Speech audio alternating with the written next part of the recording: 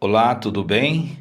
Eu me chamo Reinaldo de Almeida e nós estamos estudando e lendo o livro dos Salmos, que contém 150 capítulos, e agora nós estamos no Salmo de número 8.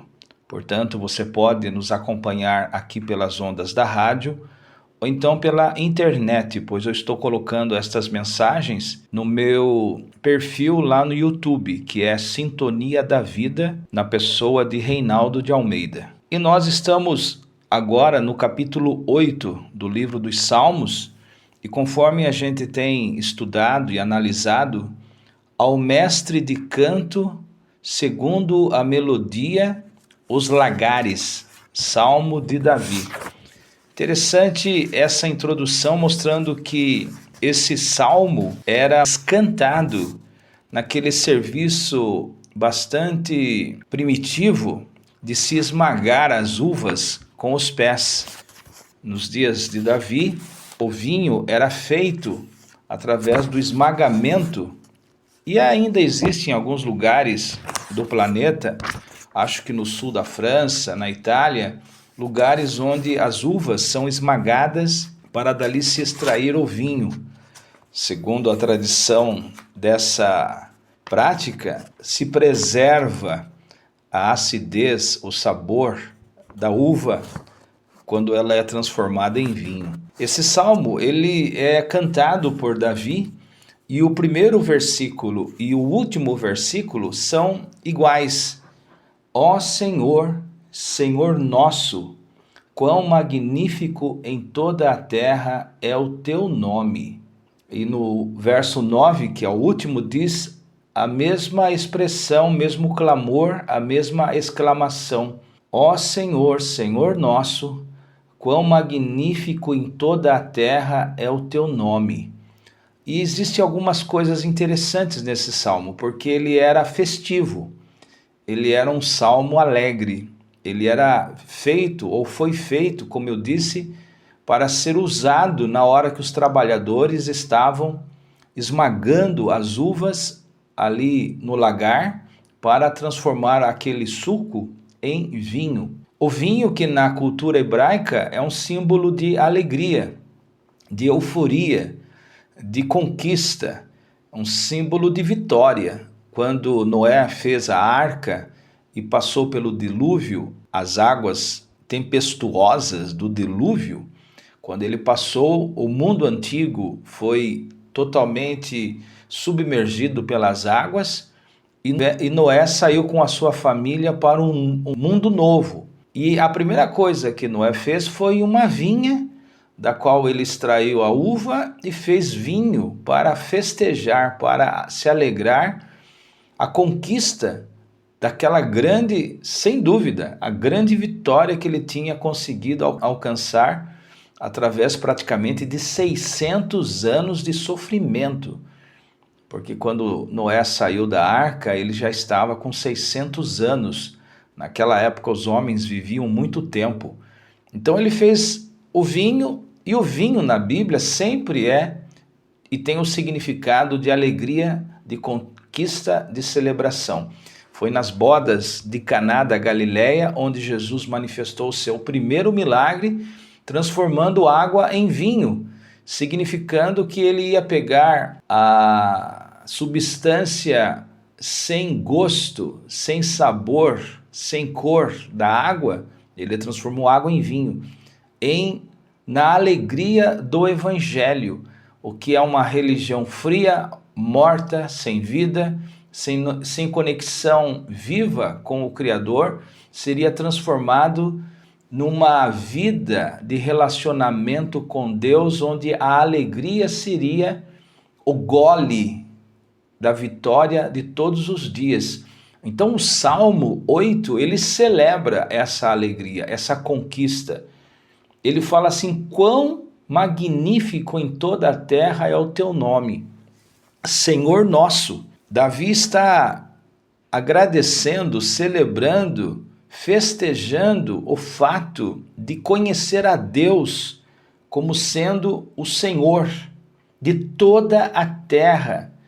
Nos céus, verso 1, expusestes a tua majestade. Olha para cima, olha para as estrelas, olha para o céu infinito, um céu sem fim, um universo que não foi e não pode e não se consegue conquistar o universo na pequenez da criatura humana.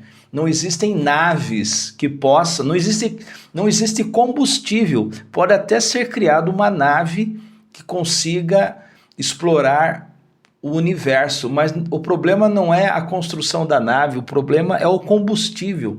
Não existe combustível no planeta Terra que possa ser colocado numa nave e o homem conquistar o espaço. É somente mesmo na ficção científica, como Guerra nas Estrelas ou Star Trek, viagem pelo universo de um planeta, é só ficção científica, mas não existe possibilidade alguma. E Davi, embora há 3.500, 4.000 anos atrás, olhando para o céu, ele diz aqui: expusestes nos céus a tua majestade. O homem pode até achar que é alguma coisa na terra, mas no céu, na imensidão do universo, é que se pode realmente ter ideia da grandeza e da majestade divina. Isaías diz que Deus descansa os seus pés sobre a terra. Ele faz da terra, do planeta Terra, o estrado de descanso de seus pés. Aí ele sai da grandeza do céu, das estrelas, porque cada estrela pode ser uma galáxia. Cada estrela pode ser um sol. E existem milhões, bilhões de estrelas que são sóis.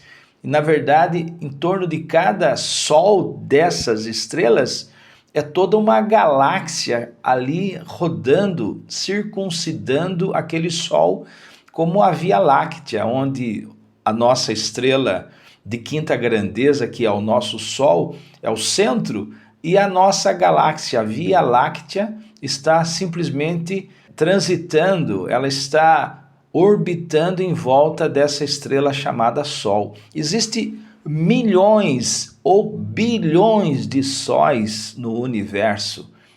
O planeta Terra está apenas num destes Sol. Agora a grandeza, a excelência, a majestade, falando que Deus descansa os seus pés sobre o planeta Terra. Ele olha para os moradores do planeta como se fossem gafanhotos. É assim que a majestade de Deus ela é louvada, vista.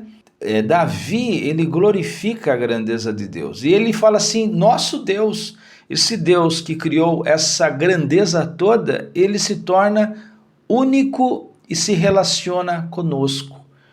Ele se relaciona conosco a ponto de, no capítulo 8, verso 2, dizer assim: da boca de pequeninos e crianças de peito, suscitaste força por causa dos teus adversários, para fazeres emudecer o inimigo e o vingador.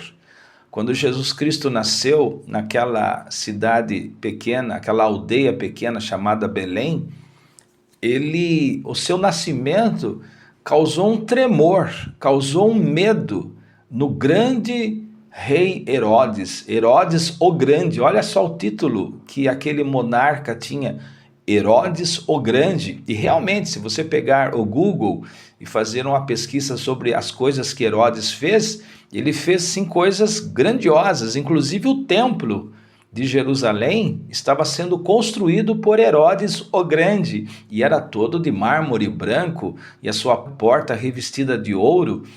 Quando Jesus nasceu, esse homem, ele ficou perturbado, ele ficou se sentindo ameaçado, porque ele sabia que um bebezinho, uma criança frágil, de uma garota que estava grávida e deu à luz ali em Belém, aquele bebê podia ameaçar o seu trono, ameaçar o seu nome. E o nome de Herodes o Grande quase não é lembrado nos dias de hoje. Eu estou me lembrando dele agora. mas nós sabemos que o nome de Jesus Cristo, do menino Jesus, e esse mesmo menino Jesus, ele calou a boca dos religiosos, líderes do templo. Quando ele tinha 8 anos de idade, ele foi para o templo e ficou discutindo teologia e falando da grandeza do pai dele para os fariseus. E diz ali que os doutores da lei estavam admirados com a sabedoria que saía da boca daquela criança. Por isso que da boca de pequeninos e crianças de peito suscitastes força por causa dos teus adversários para fazeres emudecer o inimigo e o vingador. Eu já falei que Davi, ele era profeta também. Então ele falava coisas que na verdade iriam apenas se concretizar em Jesus. Inclusive Jesus, ele é descendente da tribo de Davi, da tribo de Judá. Jesus Cristo tem como ascendência o rei Davi. Então existe uma conexão espiritual, existe uma conexão profética entre o homem Davi sentado no trono de Israel e existe o filho dele, descendente dele, que nasceria há muitas e muitas gerações depois, que se tornaria o herdeiro do trono do planeta, do trono do reino de Deus na terra. Porque se você estudar a Bíblia, quando Jesus Cristo voltar, o Yeshua HaMashiach voltar, ele vai sentar no trono do planeta Terra. Por isso que ele é chamado de Filho do Homem. Ele é o verdadeiro homem, criado à imagem e semelhança de Deus. Não é o homem que cria Deus à sua imagem e à sua semelhança, como muitos filósofos querem nos dizer e fazer acreditar, mas nós fomos criados à imagem e semelhança de Deus e perdemos esta glória de Deus em nós quando Adão e Eva pecaram e nós herdamos esse pecado de Adão e Eva. Mas aqui Davi, ele olha para o homem perfeito, que é chamado Filho do Homem. Ele diz assim, no verso 2, da boca de pequeninos e crianças de peito, suscitaste força por causa dos teus adversários para fazeres emudecer o inimigo e o vingador. Quando contemplo os teus céus, olha, está no plural, quando contemplo os teus céus, porque não existe apenas este céu, mas existem muitos céus, dimensões celestiais, existem muitas camadas espirituais e seres espirituais que vivem nessas regiões e nessas camadas. Nesses últimos tempos nós temos visto pela internet, Instagram, Facebook, TikTok, muitos gravando imagens de naves espaciais, de objetos voadores não identificados. E muitos não acreditam, mas a maioria dessas manifestações, muitas vezes ditas e testemunhadas por pilotos de aeronaves poderosas dos Estados Unidos, da Rússia, da França, da Alemanha, da China, que encontram no espaço aéreo essas naves estranhas, esses sinais, esses objetos. E sempre o homem acredita que ele pode conquistar o universo, ou pelo menos aqui essa camada dos planetas que giram em torno do Sol, como muitos estão tentando mandar uma nave ou uma espaçonave e criar uma civilização lá em Marte. Nós temos aí o Elon Musk, que ele viaja nessas fantasias da cabeça dele, mas tudo limitado. Porque quando contemplo os teus céus, verso 3, obra dos teus dedos, olha que Davi está falando que os céus é obra dos dedos de Deus, e a lua e as estrelas que estabeleceste. Davi faz uma pergunta: o que é o homem que dele te lembres? Quando eu vejo essa grandeza, e olha que Davi não tinha o avanço tecnológico que nós temos nos dias de hoje, sabendo que o universo ele está expandindo. Ele não somente ele é infinito, mas o universo ele está em expansão. Segundo os astrônomos, o universo ainda está crescendo. Quando você vê aquelas nebulosas, você vê os buracos negros, você vê aquelas estrelas gigantescas que fazem com que o nosso Sol, que já é gigante, se torne um grão de areia, você não imagina toda essa grandeza, não cabe na cabeça do ser humano toda essa grandeza de Deus. E aqui Davi ele fala: o que é o homem para que dele te lembres? E o filho do homem para que o visites? Porque essa terra foi visitada por Deus, Deus em forma de homem, e tinha um nome, Jesus Cristo. Jesus Cristo é uma miniatura de Deus que visitou o planeta Terra. Eu falei ontem lá na igreja que Jesus Cristo diz assim: quem vê a mim vê o Pai. Ele falou para Filipe, ali no capítulo 14 de João: não crês que eu estou no Pai e o Pai está em mim? Ele pergunta para Filipe. Ou seja, quando você olha para a folha de um abacateiro, você olha para o fruto de um abacateiro, você olha para o galho do abacateiro, se você seguir a direção do galho, você vai ver o tronco, você vai ver aquela enorme daquela tora. Jesus está falando: olha, eu sou o fruto, eu sou a folha, eu sou o galho, mas olhe para o meu Pai é o tronco, é dele, eu tenho a mesma natureza que ele, eu tenho a mesma substância que ele, eu tenho as mesmas propriedades que ele, eu tenho os mesmos atributos que o meu Pai, porque eu e o Pai somos um, assim como o fruto abacate é o mesmo do tronco do abacateiro, eu e o Pai somos um. E esse Deus que veio aqui na terra em forma humana, pequeno, nascido numa manjedoura, na fragilidade de uma virgem, com uma gestação de 9 meses, fugindo de um tirano que era Herodes, foi para o Egito, ficou 2 anos no Egito, depois voltou para Nazaré. Davi está aqui profetizando o que é o homem para que tu o visites. Tu visitastes esse planeta, fizeste-os, no entanto, por um pouco menor do que Deus. Tem algumas versões que falam menor do que os anjos, mas não, o texto original diz que fizestes o homem um pouco menor do que Deus. Porque, na verdade, Davi não está profetizando e falando do homem caído, pecado, que nem nós encontramos hoje, a raça humana caída, pecada, na degeneração, na angústia de uma prisão, de uma escravidão chamada pecado. Davi está olhando para o Filho do Homem, Jesus Cristo.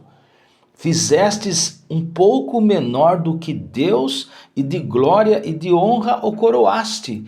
Porque de fato isso aconteceu em toda a história bíblica, desde a presença do homem Adão e Eva ali no Jardim do Éden. Você vai perceber que Deus entregou para essa criatura chamada homem e mulher, entregou todo o poder, toda a autoridade do planeta. Mas o que nós fizemos? O que eles fizeram? Ele cedeu à tentação de Satanás e desobedeceu a Deus e se desvinculou do Criador para seguir um caminho próprio, um caminho de morte, um caminho de destruição. Aí, no verso 6, deste-lhe o domínio sobre as obras da tua mão, e sob seus pés tudo lhe puseste. É verdade, o homem pode subir o grande pico do Himalaia, lá no Tibete. O homem pode descer as profundezas do oceano. Mas você sabia que tanto o oceano como o planeta Terra, a crosta terrestre, o núcleo da Terra está distante do ser humano, o homem não consegue nem alcançar. 15% da crosta terrestre foi explorada pelos homens. 12% das profundidades dos oceanos foram exploradas pelos homens. Diz que o abismo mais profundo do oceano está no Pacífico e é de 12.800 metros. 12 mil, é maior do que o pico do Himalaia, o pico mais alto do planeta. A profundidade do oceano é maior do que o maior pico, o pico mais alto do planeta. Então o homem não tem nem domínio sobre o planeta Terra, e ele quer ser Deus. Ele quer ser um Elon Musk que vai fazer naves e criar uma civilização em Marte. Não consegue nem sair da crosta, não consegue nem penetrar a superfície do oceano, vai querer controlar e conquistar Marte. Então, colocastes debaixo do pé da humanidade isso, mas essa grandeza que Davi fala aqui, eu tenho certeza que vai se concretizar quando Jesus voltar, porque Jesus conquistou a glória de Deus, ele foi glorificado. Ovelhas e bois, verso 7, e também os animais do campo, e as aves do céu, e os peixes do mar, e tudo que percorre as sendas dos mares, colocastes debaixo de seus pés, do seu controle, do seu domínio. Eu tenho uma mensagem aqui que eu falo sobre a criação de Deus e dos animais, e a pergunta muito e aparentemente infantil de que será que haverá animais no céu? Eu falo lá e explico que não há um céu onde nós iremos morar. O céu que o Apocalipse fala vai ser transferido aqui para a terra. Lá em Apocalipse capítulo 21 e 22 diz que a nova Jerusalém vai descer do céu aqui para a terra. E o homem será estabelecido na terra como dominador, dominando essa geração de pessoas semelhantes a Cristo, porque Jesus Cristo é o cabeça de uma nova geração de homens e mulheres que habitarão tanto no céu como na terra.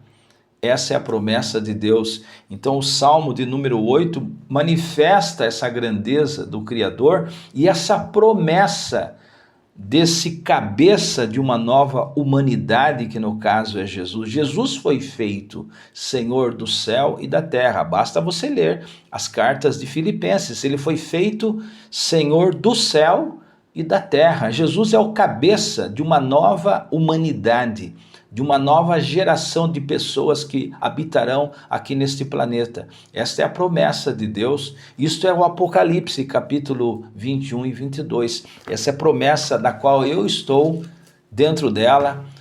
Quero crer que você estará ou está dentro dela. E se você ainda não está, você tem a oportunidade hoje, agora, e receber Jesus Cristo como Senhor da sua vida, entregar o seu coração a Jesus, nascer de novo. É isso que Paulo fala, uma nova criatura. Quem está em Cristo, nova criatura, gerado de novo, Você faz parte de uma nova criação, a criação cuja cabeça, ou cabeça, não é mais Adão, de uma geração caída, mas é Cristo. Cristo é o cabeça, é o Filho do homem de uma nova geração. Quando Jesus ressuscitou da terra, ele foi como que gerado do útero da terra como legítimo descendente deste planeta. Mas ele vai voltar para tomar posse daquilo que é dele, e nós, eleitos e escolhidos, que ouvimos a sua palavra, o seu evangelho, que se arrependemos, nos batizamos, estamos na igreja, que é o corpo dele, tomamos a ceia, que é a comunhão do corpo dele, nós estamos aguardando o cabeça desta nova criação que é Jesus Cristo. Você tem a oportunidade hoje de se arrepender, de confessar Jesus, de receber Jesus em seu coração. Faça isso. Abandone as suas fantasias, as suas ilusões, os seus enganos, os seus auto-enganos. Não dê ouvido ao que as pessoas falam, da zombaria e do escarnecimento delas. Satanás está por detrás de tudo isso para que você não receba essa nova presença do Altíssimo, a glória do Espírito do Altíssimo em seu coração, em sua vida. Mas abandone tudo isso agora, o teu pecado, a tua maldade, as suas alienações, as tuas fantasias, as tuas pornografias intelectuais ou mentais. Abandone tudo isso e entregue-se a Jesus Cristo agora, neste momento, e fale: Senhor Jesus, eu quero que o Senhor faça parte da minha vida, porque eu quero fazer parte desta criação excelente e excelsa que vai habitar aqui neste planeta. Que Deus abençoe você. Você quiser entrar em contato ou pedir oração, o meu telefone, o DDD é 15 98135 5035. 15 98135 5035. Você não precisa se identificar se quiser, mas você pode mandar o seu pedido de oração neste telefone pelo WhatsApp. Que Deus abençoe você. Esse foi o capítulo 8 que nós lemos do livro dos Salmos. Agora eu aguardo você para o 9º capítulo na próxima programação. Tchau.